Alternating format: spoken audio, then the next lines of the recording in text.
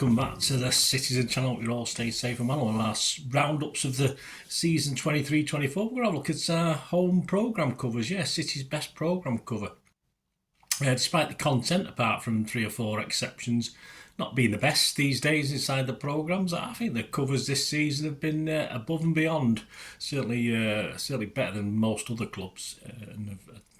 Mostly week in, week out, when City were at home, our programmes were the best of the lot. As far as cover designs are concerned, I'm not talking content or price or anything like that. So despite fairly standard Champions League and FA Cup designs, the Premier League, although the FA Cup ones aren't that bad actually, but the Premier League home programmes have always been fun, sometimes poignant in their design this season. Of course, we've got 19 to look at. I've discounted 9 straight away because I've done the top 10, but they're all good. I mean, I like some of those as well, so I mean, they'll be up on screen there for you to have a look at in general, but I've narrowed it down to the 10 on a certain day at a certain time that I liked. So I mean, it might change in 6 months' time. Of course, we all have different views, don't we, of things from day to day, depending what our mood is like, I think. But I think this is my top 10 anyway, the 23-24 season. Let me know your favourites, any that I've missed. A couple of interesting little quirks in these as well. There's of course those 9 others have their appeal, but these are my preferred 10. Right, here we go. Give us a like, guys, if you can, be much appreciated. At number 10, we've got City versus Spurs from the 3rd of December 2023. It was match day 7. Etihad match day 7, not Premier League match day 7. A seasonal feature, as you can see, for the Manchester weather had turned a little bit wintry actually, a bit early this year. And of course, memories of the City versus Spurs Bally on Ice, which was the same week back in 1967. Yes, 9th of December 1967. So a nice little homage to that, fondly remembered. And we've got Erling, of course, and his famous sort of, I don't know, is it a Buddha? I don't know what he's doing. That sort of she sort of pose. A snowy Etihad pitch, snowy footballs, of course. It's snow, but they're in the shape of footballs falling around him. Why Haaland particularly? Well, part of the obvious thing is as well, he was in a rich vein of form, goal scoring at this stage of the season. He'd actually scored 11 goals in his last 8 City games. Ironically, the only game he'd failed to score in the previous 8 was a 6-1 rout of Bournemouth. But there you go. It's one of those things. But that's my number 10. Right, at number 9, we're going forward to the Etihad match day 16 on the 3rd of April 2024. It's City versus Aston Villa, a key game, of course. And this, as we know, is a familiar backdrop of the dressing room that we all know and love, as Pep, hands on hips, addresses the troops. Visible, Araki, Grealish, Haaland and Alvarez. And this game followed, of course, a stale 0-0 draw with Arsenal that Arsenal fans and probably the Arsenal hierarchy probably thought had helped guarantee a league title for him, but obviously it didn't. And we had it all to do at that stage. And it's very interesting because after this animated pep talk, history will show we went on to win all our last 9 league games after this. So from this game onwards, to complete 4 titles in a row. So I wonder what he'd said to instill that in it. But a quite pathetic, I think, programme cover there. At number 8, I'm going to go City versus Luton. Etihad match day 17, 13th of April 2024. It was a match day takeover for this game by the City in the community, of course. City celebrated City in the community. There's a theme of players' pictures from young fans, even on the scoreboards, in City's media, throughout. Goal scorers, match facts were all the drawings of obviously younger fans. And it was also reflected in the output on the giant screens in the stadium as well. So the cover reflected that with a part-finished image. I like this image of a very good one of John Stones, of course. So, yeah, that was a nice sort of, it was an overall package, if you like, from the programme to the actual day and what was happening in and around the game. At number 7, we got City against Fulham. This was Etihad match day 2, so way back in time, 2nd of September 2023. And of course, we've got the young and old Alex Williams. I went to see his mural the other week up near Upper Lloyd Street near the Platt Lane there. And he's gracing the cover, of course, Main Road and the Etihad, proudly in the background. And of course, this followed the recent news that Alex was retiring, a tribute, of course, after his retirement from City in the community after an amazing 30 33 years, of course, there, and a total of 45 years as a player, ambassador and head of the city and the community as well. So a nice touch, a nice image as well at number 7. At number 6, yes, we've got City versus Burnley for special reasons. This one, of course, Etihad Match Day 10. This was the 31st of January 2024. And of course, Pep appears on 3 of my top 10 images, not because it's Pep, just because I like the covers.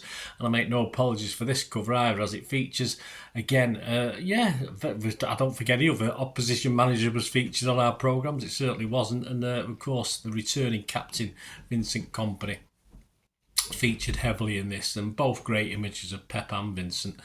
Sadly, that inspiration of Vinny couldn't keep Burnley up, but a great image, and the fans in the background, I think, are actual supporters.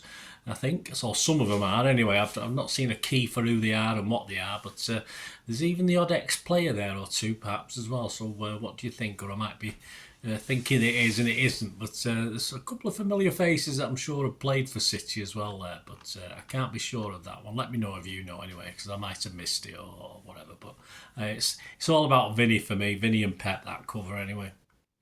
At number 5, we got the City versus Sheffield United Etihad Matchday 9 from the 30th of December 2023. So our last of the 2023 calendar year, of course, as we said goodbye to this historic this season, year and season, half season. The cover, of course, celebrates the treble, which was, I say, only the second team to do it. But hey, we were the better team to do it. Let's be honest about it. And you've got Rodri, Gundo, KDB, and Erling. Had the odd banana as well in there. Interesting enough, though, the European Super Cup features and makes it. Now, I've gone through this with a magnifying glass, and I did at the time, and I commented at the time. No Club World Cup. I couldn't. Nothing. Is it copyrighted? Are they not allowed to put a picture of it on the programme? I'm very confused. Again, guys, if you know, let me know. Just a little bit strange for me. Anyway, it is a great cover to see off the old year and to see off a momentous treble, of course, for City, which turned at one stage for City having their hands on 5 trophies, which is absolutely incredible. We probably won't see that again, will we? Hope so, but I doubt it. At number 4, City versus West Ham. So we're going to jump to the final game of the season at the Etihad, Matchday 19 at the Etihad, 19th of May 2024. Yes, it's Pep again in our last home game of the season. Not sure who the 3 fans are. They might be based on actual people. I don't know. Again, let me know. Familiar programme booths, of course, dotted around the ground with lots of images of old programmes on them and stuff like that. They perhaps need a little bit of a clean up. They're looking a bit tatty at the moment, but they're great, those little booths. And a great touch is that it features all of the other 18 Premier League match day covers. Or does it? No, it doesn't, because if you look very closely, there's one missing, and I did double check this as well. There's only 17, of course, plus the one of the game, the West Ham game, so that's 18. So there's one missing. Surprisingly enough, I don't know the significance. If it was a bad omen for the team, the team that we played that was missing, or it was deliberate, I have no idea. Again, I'd have to check. I don't know if anyone at City could tell me, or anyone of you know. But of course, it was the 31st of March 2024. Be an image up there of it as well that didn't make the top 10 anyway. But the 31st of March 2024 match up with Arsenal. So was it deliberate? Was it a way to try and tempt fate, not putting Arsenal on it? I have no idea. But of course, it worked. We pipped them for the title. But interesting cover. I like that quirky in that. And I say sometimes you do notice these little things. It might have just been an error. It might have just been they forgot to collage it in. I don't know. But obviously, anyone watches this or knows someone at City, you can tell me. Was it deliberate or was it a mistake? There's plenty of mistakes in the City programmes. We know that. Let me know. It'd be great to hear that. But as I say, I don't know anyone there who could probably give me that information. At number 3, yes, City versus Brighton, back to October last year, 21st of October 2023, Etihad Matchday 4, and of course a celebration of the City legend Francis Lee, who died early in October and had his funeral just 2 days before this game. Of course, this is a reproduction of one of the most iconic pictures in City's and football history, I think, as he celebrates, stood on the small wall in front of a big batch of Blues in that end. There were Newcastle fans in there as well, but of course, after scoring his goal in the 4-3 final day win in 1968 at St James's Park, that would win City our second league title in history. Of course, his goal seemed to seal the win at 4-2, but it wouldn't be City if we had a little bit of a jitter, would it? And of course, they pulled it back to 4-3, but it wouldn't have mattered anyway because United were struggling. So even if we'd drawn 4-4, we would have still won the league. But it's just nice to see what a consolation. And of course, I've looked at the original pictures, and yeah, it catches most of the people pretty well in the background as well. So there's no fake, and even the scarves. I think most of the blue and white. I thought there was too many blue and white scarves in it, but even if you look at the original pictures, which are mainly in black and white, I have seen coloured versions. It's about right. Yeah, they've not added any. I think they're there from what I could see with my little magnifying glass and my bad eyes. But just look at his face. So anyway, Franny Lee, just look at his face. Just look at his face. That's to echo a certain commentator many years ago. So that was number 3. At number 2, didn't quite make the number 1, but it was match day 1. At the Etihad, yes, City versus Newcastle. Now, this in itself probably isn't one of the best or cleverest of the front day covers, but there's certain elements about it I like, and I thought it was going to set a trend for the rest of the season. Of course, it wasn't. It was a nod to our opponents as well that we got. That we didn't do that much, apart really if you think of the Vinny Company, yes, but Liverpool one had a Liverpool player on it, the Chelsea one had Chelsea players on it, but it's not something we did that much. And it was nice to see the magpie, wasn't it, and the shadow of the magpie. And I thought they were going to sort of make something. All right, some badges aren't as easy to put into the thing as others, but I thought this was going to be the trend for the season when they did this first one with the magpie, and I thought that was it. But apart from the badge, and as I say, those couple, 2 or 3 I've mentioned already, they didn't really feature that much, in the rest of the home programmes. And of course, it was also the big thing celebrating the 20 years of the Etihad being our home. And of course, what a 20 years it's been. And yes, it did comment in there that during the season, a lot of people missed this, the spines of all 19 programmes, and I'll show you that at the end of this before we go, would reflect Main Road as well, because of course before the 20 years of the Etihad we had 80 years at Main Road, so I'll show you a picture of that before we go. But my programme's a little bit battered, so a couple of marks on it, but you can see the gist of what it is. But it's an interesting photo because it's not the Kippax, the old Kippax, it's the new version, so it's interesting how they decided to feature that rather than perhaps the older version, but hey, who knows. And at number 1, anyway, before we have a quick look at that, at number 1, back to the City versus Palace game on the 16th of December 2023, so our last game before Christmas. This was Etihad match day 8, and I think a worthy number 1. As of course, we had the pleasure of seeing the unveiling of the Bell Lee and Summerby statue in honour of our 3 legends from the past, and yeah, for me, 3 football legends as well, made even more poignant, I think, by what's in front. Of course, the 3 fans looking up at it, symbolic seemingly of 3 generations of City fans looking up at it. You've presumably got a grandfather, a father and a daughter, so a nice touch for our last issue before Christmas. And of course, my number 1 cover of the season, that's for sure, as in Belly and Summerby, and the nice little homage to the fans as well, in a way, of the generations of City fans, maybe in another generation, when other lads have come to take our place, and makes you think of stuff like that, or is it that just me? But nice to think anyway, isn't it? So that was my number 1, guys. As I said, before we go, there's a picture going to stick up there of the spines, yes, the spines of the. Okay, it's a more modern Main Road, of course, the Kippax and the corner there, which is interesting. They could have, I'm surprised they didn't pick an older version, but it's still good. There's a lot of guys. I put this out on Twitter and X and Facebook. There's a lot of guys saying they didn't even realise, but they've collected programmes for years. They didn't even know this was on it, but obviously they mustn't line them up. And I don't, because I mix them in with the away programmes, so I wouldn't have seen it until I actually remembered and got reminded in that issue 1 about it. So then I did it and put it up, a little picture. So hope you enjoyed that anyway. Right, guys, what do you think? Did you agree with my little top 10? As I said, everyone's got different views, of course you have. So hope you like this little feature anyway, and it was entertaining enough, and some great stuff there. Anyway, thanks for watching, guys. Please, if you are new to the channel, push that subscribe button, push the bell notifications, everything. City past, present and forever information, stuff like this.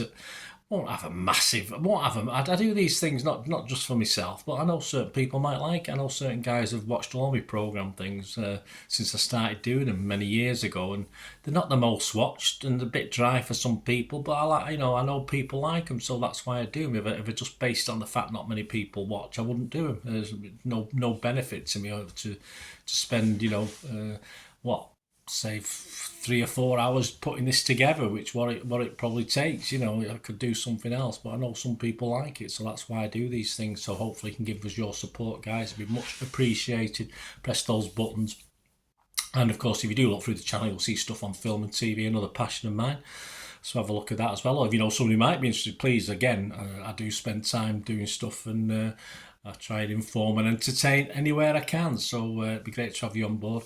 And for next year, I might be trying a couple of new things as I'm doing these vlogs. Subscriptions are growing steadily now. I've lost a lot of route for subscriptions through X because I don't pay the money, so I don't get the coverage on X now I used to get. So it's a very slow increase in subscribers these days, but of course, if you're willing to help and support the channel as an organisation or an individual, or you want to sponsor the channel and I can do something for you within the channel, as I say, it's not massive, I'm not a massive channel as compared to some cities sites, but if you're willing to help me out and support and sponsor me, that's fantastic. Contact me through YouTube, through the messages on here, or any of my social media outlets. You can get me on X and TikTok, same address at Bernard_Deneen. I'm on Facebook at Bernard Deneen. Of course, you can just email me as well, guys. We can have a chat and anything you fancy doing. As I said, I've got a couple of plans for next year for offering certain things, for might be a membership and certain little quirks that members can get. Everything will be free again generally, but there might be certain like scripts and certain hard copies and stuff months before they're actually published for members. So stay tuned anyway. I've got a few plans for next year. Hope you enjoyed this. Thanks for watching. Check out my away day one as well. There's an away day which I'll be doing after this. I've not recorded it yet. Away day covers, which are not quite as good as ours, but I managed to get a top 10, so check that out as well. Thanks for watching, guys. Until we meet again, I only ask one thing, don't I, please? Stay safe, Blues. Come on, City. Bye for now.